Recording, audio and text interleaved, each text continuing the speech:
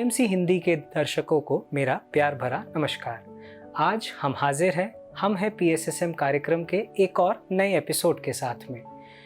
दोस्तों, अत्री जी हमेशा कहते हैं ध्यान एक निरंतर चलने वाला कार्य है और ध्यान का प्रचार एक निरंतर चलने वाली प्रक्रिया, जिसमें कई नए मास्टर्स जुड़ते हैं। इसी कड़ी में एक और मास्टर आज हमारे साथ में हैं, जिनका ध्येय जो है अत्री जी के संकल्प शाकाहार जगत, पिरामिड जगत और ध्यान जगत को आगे बढ़ाना है। तो इसी के साथ मैं स्वागत करता हूं आज हमारे साथ में वंदना जी का। वंदना जी, आपका बहुत बहुत स्वागत है। धन्यवाद, आपने मुझे इसके लिए इनवाइट किया। Thanks a lot. तो सबसे पहले आप अपने बारे में कुछ बताएं हमारे दर्शकों को। मैं वंदना हूँ, भोपाल से हूँ और बाय प्रोफेशन मैं आईटी कंपनी में जॉब करती हूँ। मेरी कंपनी यूएस में है। वंदना जी, हमने ये सुना है कि आप भोपाल में काफ़ी कम समय में काफ़ी ज़्यादा एक्टिव रहे हैं, चाहे वो ध्यान का प्रचार हो, चाहे वो ध्यान केंद्र की स्थापना करनी हो, और तो और आपने ध्यान का प्रचार ऐसे जगह से करना चालू किया जहाँ पे तो एक काफ़ी अलग एटमॉस्फेयर रहता है, जो कि है जेल। तो इन सब के बारे में आप अपने अनुभव साझा करें कि ये जर्नी कैसे चालू हुई आपकी। हाँ, मेरे से बहुत सारे लोग ये बोलते हैं कि आप इतने कम समय में इतना कुछ कैसे कर लिया। तो ये सबको एक क्वेश्चन मार्क रहता है कि इतना फास्ट कैसे हो रहा है सब कुछ। तो फास्ट नहीं हो रहा। अगर मैं अपने बैकग्राउंड को देखूं तो काफ़ी टाइम लिया है इवॉल्व होने में। वो थोड़ा सा मैं आपसे अपना बैकग्राउंड शेयर करूंगी तो शायद आप समझ पाएंगे कि इतना फास्ट फॉरवर्ड नहीं जा रहा। मैं रेकी से जुड़ी थी 1999 में, और रेकी से जुड़ने का उस समय का ये था कि मेरे पेरेंट्स जुड़े तो उन्होंने मुझे भी इस बारे में बताया, और मेरा बेटा 6 मंथ्स का था उस टाइम, तो उसके बहुत सारे हेल्थ इश्यूज़ रहते थे। तो उस वजह से मेरे को बहुत इंटरेस्ट आया और मैं रेकी से जुड़ी तो मुझे पता चला कि लाइफ एकदम न्यू सा फील हुआ जैसे ही मैंने वो सीखा। और मुझे मेरी बॉडी के बारे में नॉलेज हुआ, चक्रास के बारे में नॉलेज हुआ, और कॉस्मिक एनर्जी से मेरा एक कनेक्शन हुआ। और जहाँ जहाँ मुझे जब भी लगता था, मतलब मैं कंटिन्यूटी मेंटेन करती थी और कंटिन्यूसली अपनी एनर्जी को मेंटेन करती थी। और ये हुआ कि मेरी मैरिड लाइफ बहुत डिस्टर्ब रही है, और उस समय ऐसा होता था कि मैं मेंटली बहुत स्ट्रेस में रहती थी। कुछ समझ नहीं आता था, और एक अंदर से एक चीज़ होती थी, एक डिज़ायर हमेशा रहती थी अंदर से पीसफुल रहना। तो रेकी मुझे कुछ हद तक उस स्टेट में वापस ले आती थी। जैसे ही मैं नीचे जाती थी, रेकी वापस लेती थी और मैं वापस एक स्टेट पे आती थी।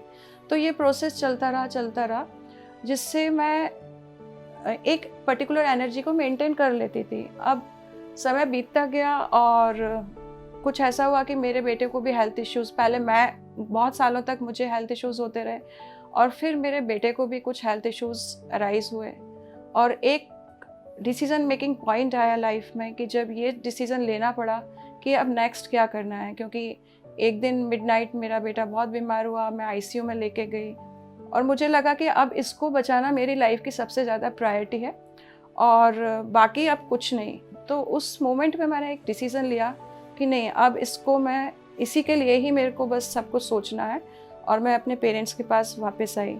तो एक बैड फेज जिसे कहते हैं लाइफ का, मतलब 15 इयर्स ऑफ मैरिज तो स्ट्रेस में और परेशानी में निकले।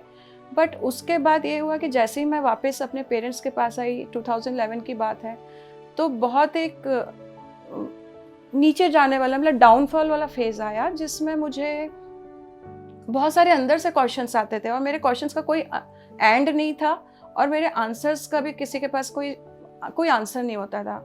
मुझे बहुत बार, मतलब ऐसा था, इनर डायलॉग इतना ज़्यादा चलता था कि मेरे पेरेंट्स या मुझे कोई आवाज़ भी दे रहे, मुझे कुछ सुनाई नहीं देता था। मैं अपने में ही खोई रहती थी और अपने ही क्वेश्चंस अंदर चलते रहते थे। तो मेरे 2-3 मेजर क्वेश्चंस जब उस समय होते थे, वो ये थे कि मेरे लाइफ का पर्पस क्या है, मैं आई क्यों हूँ, क्या मैं बस इसीलिए आई थी।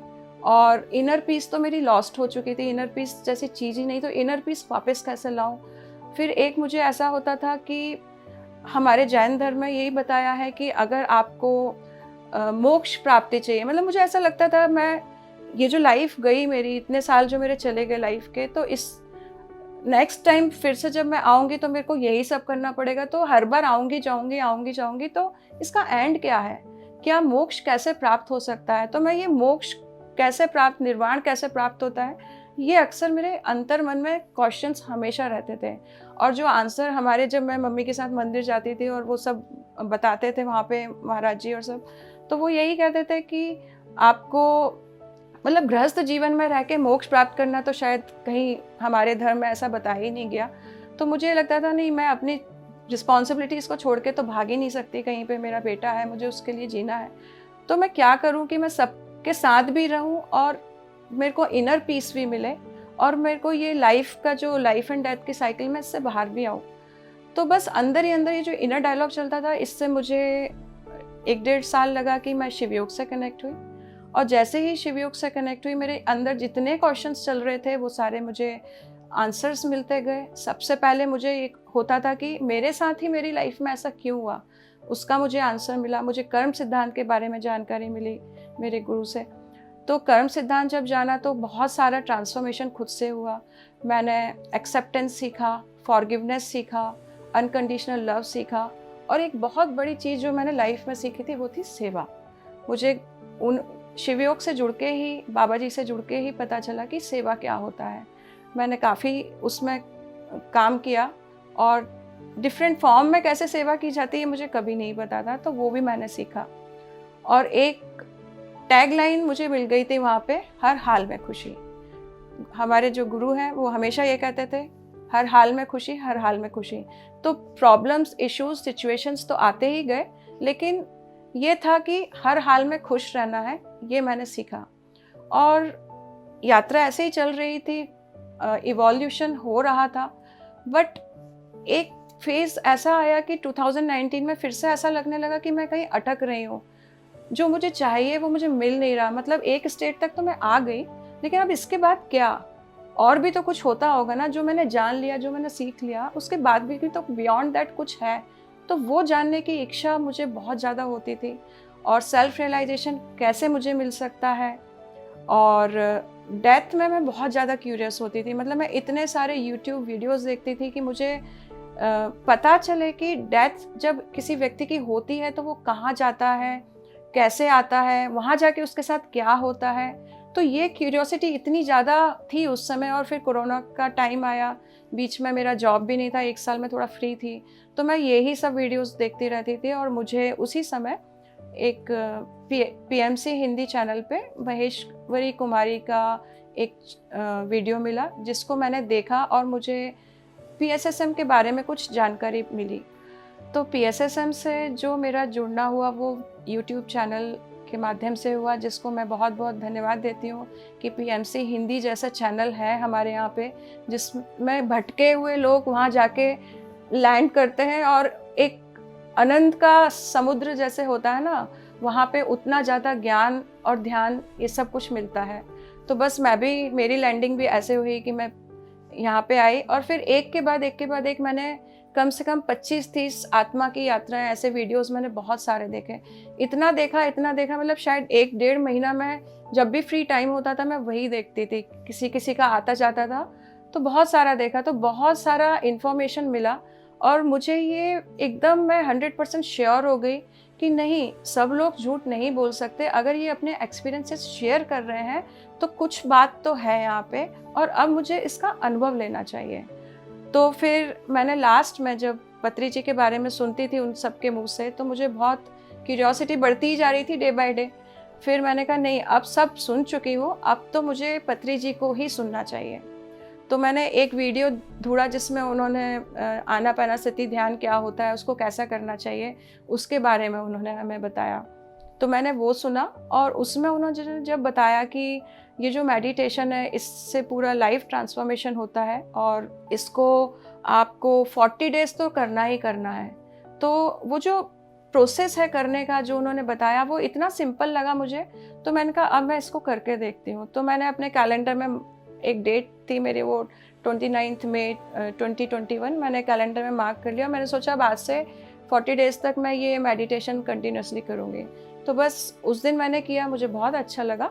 और नेक्स्ट डे जब मैं शुरू ही कर रही थी तो एक मेरे, जैसे मैंने इंटरनेट अपने मोबाइल पे डेटा ऑन किया तो फिर से यूट्यूब पे बुद्ध बनो का एक पॉपअप आ गया। तो मैंने सोचा चलो इसको ही देखते हैं क्या है। तो जब मैंने बुद्ध बनो में वो मेडिटेशन किया तो मुझे बहुत अच्छी फीलिंग हुई। मतलब ध्यान साधना तो मैं बहुत रेगुलरली कर रही थी जब से मैं शिव योग से जुड़ी। कभी भी मतलब मेरी लाइफ में मैं बहुत डिसिप्लिन में रही हूँ, तो जो करना है चाहे दुनिया इधर से उधर जाए, मेरी साधना कभी नहीं छूटती थी।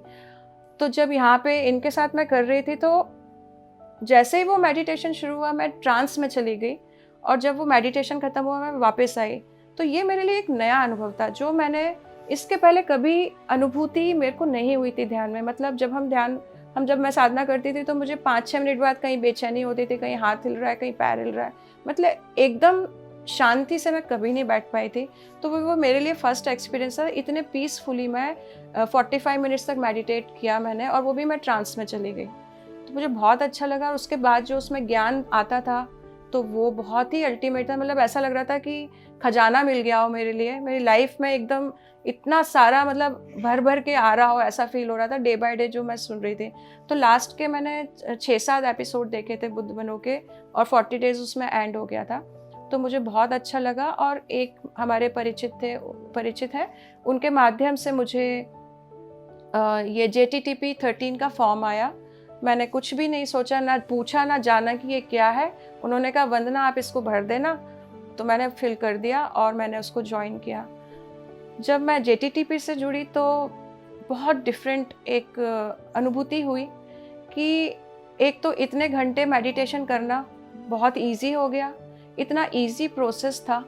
और मैंने 40 डेज़ के ड्यूरेशन में ये महसूस किया कि बहुत सारी चीज़ें जो बैगेज था, कार्मिक बैगेज था, वो रिलीज़ हुआ।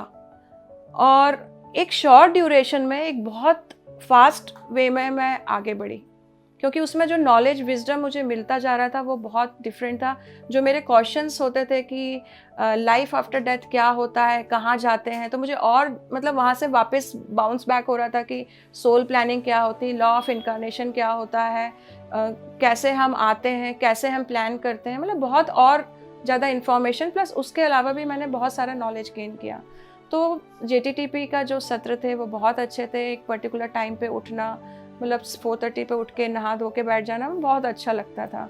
और चैलेंजिंग बहुत था क्योंकि मेरा जॉब जो था उसमें मेरी रात की शिफ्ट होती थी और मैं 12-1 तक बज जाता था, कभी कभी 2 भी बज जाता था। बट मेरा डिटर्मिनेशन था कि नहीं, मुझे 4:30-4:15 बजे उठना है। मैं नहा धो के बैठ जाती थी। तो इनिशियली शायद कई बार ऐसा हुआ 2 घंटे ही सोई हूँ, 3 घंटे ही सोई हूँ, लेकिन मैंने पूरा थ्रू आउट बिना ब्रेक के बहुत अच्छे से किया। और ये भी मेरे को बहुत मतलब हंसी आती थी जब भी दीप्ति माँ बोलते थे कि आप अटेंटिव रहो, आप सुनो, ध्यान से रहो, उसमें जागृत अवस्था में रहो, और मैं तुरंत ट्रांस में चली जाती थी। तो मैं बड़ी परेशान रहती थी उस समय कि ये क्या हो रहा है मेरे साथ, ऐसा क्यों हो रहा है, मैं क्यों नहीं सुन पाती हूँ, मैं क्यों सो जाती हूँ, शायद मैं जॉब करती हूँ इसलिए होता है।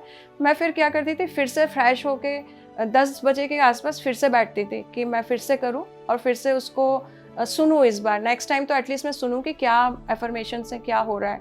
बट सेम चीज़ फिर से होती थी कि मैं दोबारा से ट्रांस में चली जाती थी। तो most of the time JTTP में ऐसे ही हुआ। हाँ, बट कुछ अनुभूतियाँ होती थी जहाँ मैंने खुद से महसूस किया कि मास्टर सराउंड कर रहे हैं, आसपास हैं, और कुछ प्रोसेसेस हो रही हैं, वो मैंने बहुत फील किया। और बस इसके बाद शायद मेरी लाइफ में ऐसा हुआ कि एक के बाद एक वर्कशॉप्स आती गई। मैंने जैसे ही JTTP ख़त्म हुआ, सेत वर्कशॉप आई, सेत वर्कशॉप ख़त्म हुई, इनर जर्नी आया, शायद इनर जर्नी पहले आया, सेत वर्कशॉप है, सीक्वेंस मुझे ध्यान नहीं, बट एक के बाद एक ये सारी वर्कशॉप हुई, न्यू जर्नी, न्यू एनर्जी आया, असेंशन आया। तो सारी वर्कशॉप जब करी उसके बाद से फिर ऐसा होने लगा कि नहीं, अब बहुत हो गया, अब तो मुझे ध्यान सिखाना है, अब रुकना नहीं है, अब तो बस आगे बढ़ जाना है।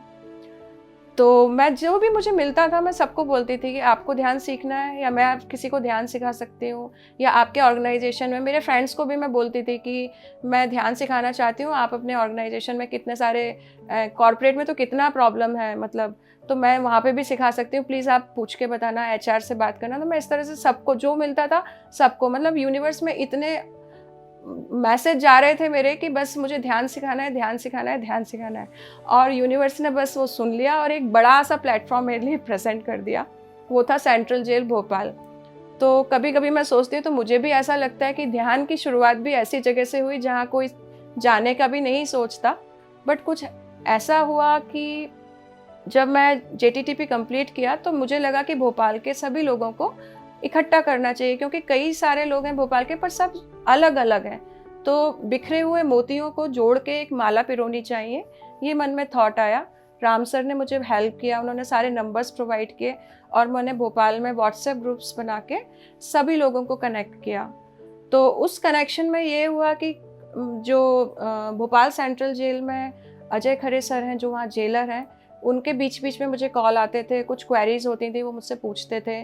तो बस एक बार ऐसे ही बात चल रही थी तो मैंने सर से कहा कि सर अब जेल में भी तो हम करा सकते हैं, क्योंकि ये जेल वाला थॉट कुछ पास्ट में ऐसा हुआ था कि जिससे मुझे ऐसा फील होता था कि मुझे वहाँ पे जाके कुछ करना है, उनके लिए कुछ करना चाहिए। तो मैंने उनसे बोला कि सर हम यहाँ पे भी करा सकते हैं। तो सर ने कहा ठीक है, हम बात करते हैं, अगर होएगा तो देखते हैं। तो बस फिर एक आध वीक बाद सर ने मुझे बोला कि आप आइए यहाँ पे बात करिए सुपरिटेंडेंट सर से।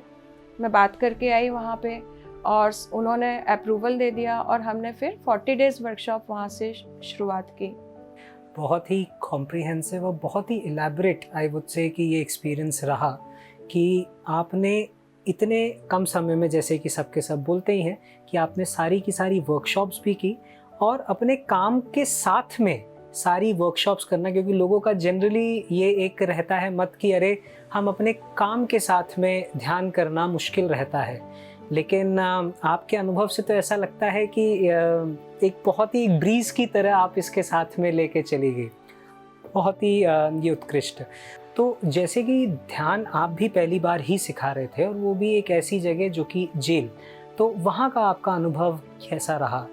जेल का अनुभव बहुत ही अच्छा रहा। कुछ इंटेंशन या कुछ सोच के मैं कभी नहीं गई, बस था कि कुछ करना है, किसी की लाइफ अगर मैं सुधार पाई तो मुझे उस चीज़ से बहुत खुशी महसूस होगी। ये एक मेरी हैप्पीनेस थी, इसको या मैं स्वार्थ बोलें, जो भी कुछ था, ये एक मेरा मोटिव था कि मुझे खुशी मिलेगी अगर किसी की ज़िंदगी में खुशी आए। तो जब हम जेल पहुँचे तो हमने मतलब 2-3 लोग थे, आप भी मेरे साथ जाते थे हार्दिक, तो ज्ञानन जी और हार्दिक और मैं वहाँ पे जाते थे। तो हमने वहाँ जाके इनिशियली स्पिरिचुअल रियलिटी की मूवी दिखाई, ध्यान का अनुभव दिया। 10 मिनट 15 मिनट उन सबको जो होते थे, वो जो इनमेट्स थे वहाँ के, उनको इकट्ठा करते थे और वहाँ जाके हमने उनको जब मेडिटेशन का एक्सपीरियंस कराया और मूवी दिखाई तो कई सारे लोग उससे जुड़ना शुरू किए। तो इस तरह से हमने एक रजिस्ट्रेशन प्रॉपर किया और उसमें 130 लोगों ने रजिस्ट्रेशन कराया और फिर वो हमने शुरू किया। और वहाँ जाके ऐसा होता था कि मैं बस जाती थी, इन्वोकेशन करती थी अंतर्मन से और पत्री जी को भी बुला लेती थी और मास्टर्स में फील करती थी सारे मेरे साथ हैं। और मेडिटेशन जैसे ही शुरू होता था एक एनर्जी फील होनी शुरू हो जाती थी, फ्लो होना शुरू हो जाता था। और सरेंडर तो मैं पहले ही कर चुकी होती थी, तो थोड़ी देर में मुझे भी फील होता था मेरी वॉइस चेंज हो रही है, एनर्जी डिफरेंट हो गई है, सारे मास्टर सराउंडिंग में हैं। तो वो प्रोसेस मतलब अपने आप ऑटोमेटिकली होता गया। तो हमने वहाँ पे ध्यान कराते थे और उसके बाद फिर हम थोड़ा सा कुछ बीच बीच में सेशंस लेते थे विजडम के, और इस तरह से चलता गया। और जो महसूस करती थी मैं कि मेरे अंदर से अनकंडीशनल लव इतना ज़्यादा फ्लो होता था, बहुत मतलब मैं फील करती थी वो एनर्जी फ्लो होना शुरू हो रही है और वो होती ही जाती थी। तो एक अनकंडीशनल लव से जो एनवायरनमेंट भरता जा रहा था, वो पूरे माहौल को बदलता जा रहा था। और जैसे जैसे ये वर्कशॉप एंड हो रही थी, लास्ट एक वीक बचा था, तो वहाँ पे हमको जो खरे सर हैं उन्होंने बोला कि महिला वार्ड से पुकार आ रही है, आपको वहाँ भी जाना है। तो इस बीच में हमने उन लोगों को कुछ बुक्स भी प्रोवाइड करी, अपने आप से हमने कलेक्ट किए, परचेस करके बुक्स भी दिया। और बुक्स से उनको बहुत डिफरेंस लगा। मतलब हम तो बता ही रहे थे, लेकिन बुक्स पढ़ के जो उनको खुद से पता चला इतना कुछ होता है, उससे उनमें बहुत सारे चेंजेस आए। मतलब जब हम जाते थे तो वो एक लिस्ट ऑफ क्वेश्चंस लेके बैठे रहते थे कि आपसे बात करनी है, हमें ये क्वेश्चंस हैं हमारे, इनका आंसर दो। तो हम इस तरह से वो बहुत क्यूरियस होते गए। ज्ञान प्राप्त करने की चाहत उनकी बढ़ती जा रही थी। और ध्यान इतना ज़्यादा करने लगे थे कि रात में भी वो डेली आधा घंटा 1 घंटा ध्यान करके ही सोते थे, तो वो बहुत खुशी देता था। तो यानी कि आपने जेल में पत्री जी के तीनों टीचिंग्स, जो कि है ध्यान, सज्जन सांगत्य और स्वाध्याय, तीनों को आप इनकॉर्पोरेट करने में बहुत सक्सेसफुल रही मतलब। हाँ, ये तीनों चीज़ें हुई और साथ में एक चीज़ और जो हुई वो थी पिरामिड जगत, जो पत्री जी कहते हैं। तो हमने वहाँ पे पिरामिड का वर्कशॉप भी लिया। हमने एक-एक के से वहीं पे हार्ड जो कार्डबोर्ड शीट होती है उससे उनसे पिरामिड्स बनवाए। मतलब हम मेजर करके मार्क करके पूरा गए थे, बट सारा कैंची से कटवाना और फेविकॉल से जोड़ जाड़ के सब प्रॉपर बनाना, उन्होंने खुद अपने पिरामिड्स बनाए। और through out the meditation sessions वो अपने पिरामिड लगा के आते थे और जाते थे, और वो जो बताते थे कि पिरामिड लगा के जो एनर्जी में डिफरेंस फील करते हैं, तो वो उन्होंने भी हमसे अनुभव सबने शेयर किए हैं। तो आप जेल में ध्यान सिखाने पे ही नहीं रुकी, आपके प्रयास जो थे वो उसके आगे भी जारी रहे, तो वो क्या प्रयास थे? मैं अक्सर मास्टर्स जो हैं, सीनियर मास्टर्स, उनसे रिक्वेस्ट करती रहती थी कि आप भोपाल आइए, भोपाल आइए। तो बस इसी तरह से हमने दीप्ति माँ को एक तरह से हाईजैक कर लिया था। वो हैदराबाद से, कॉस्मिक वैली से दिल्ली जाना था, तो उनसे रिक्वेस्ट किया, तो वो एक दिन स्टे करके यहाँ पे एक वर्कशॉप लेके गए, जिससे बहुत सारे मतलब अराउंड 300 लोगों ने उस वर्कशॉप को अटेंड किया था। तो सभी लोगों को बहुत अच्छा लगा, उसको अटेंड करके नॉलेज मिला।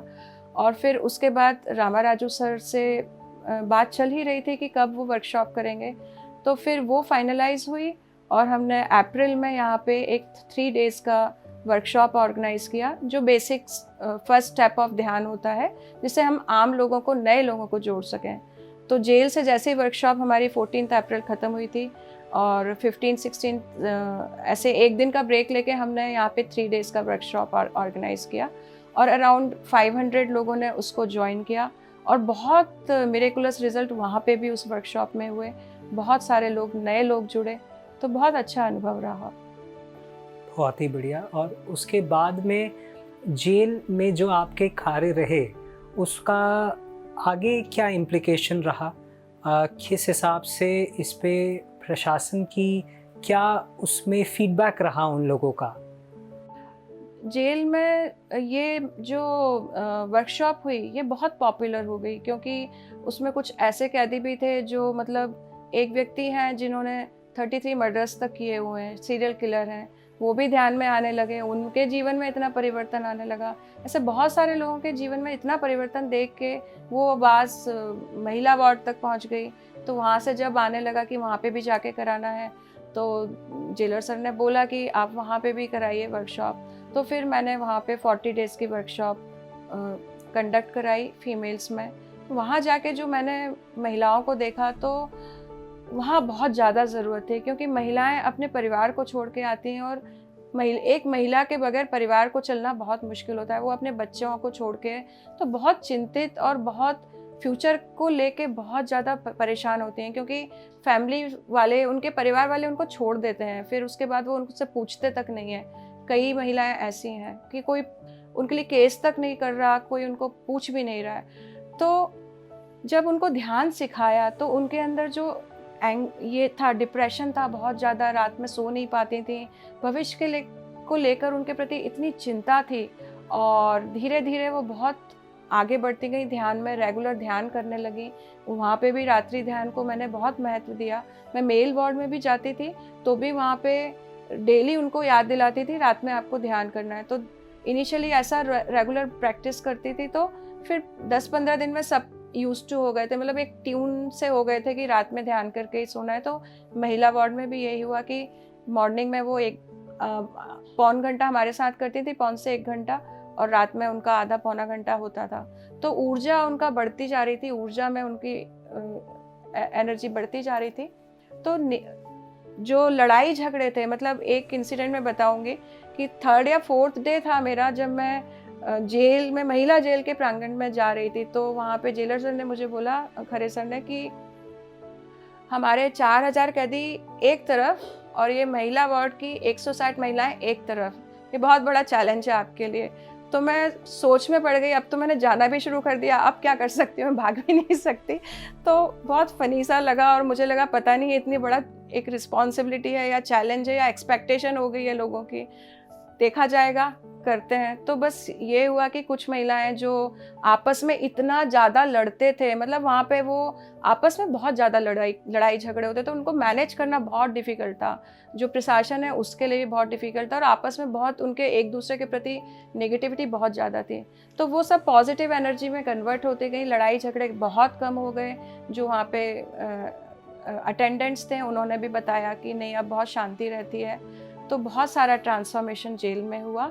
उसके बाद भी हम लोग यहाँ रुके नहीं, और बाद में हमने वहाँ पे बुद्ध बनो प्रोग्राम, मतलब 40 डेज़ तो म्यूज़िक मेडिटेशन पे मेल वार्ड में चलता गया, और उसके बाद बुद्ध बनो प्रोग्राम पूरा 40 डेज़ का मेल वार्ड में कंडक्ट हुआ। और महिला वार्ड में हमने स्वाध्याय फिर से जाके हमने बुक्स प्रोवाइड करी, तो फिर वहाँ स्वाध्याय शुरू करवाया। तो सीतायन चल रही थी बुक जब मैं लास्ट गई थी, और मेल वार्ड में भी प्रयास है कि वहाँ पे भी स्वाध्याय शुरू हो जाए, और आगे भी उनके लिए और कुछ करना है। क्या बात है, बहुत बहुत धन्यवाद वंदना जी, आपका इतना प्रेरणादायक अनुभव हम सब लोगों के साथ में शेयर करने के लिए बहुत बहुत धन्यवाद। बहुत बहुत धन्यवाद जो आपने मुझे इस मंच पे बुलाया। Thank you so much.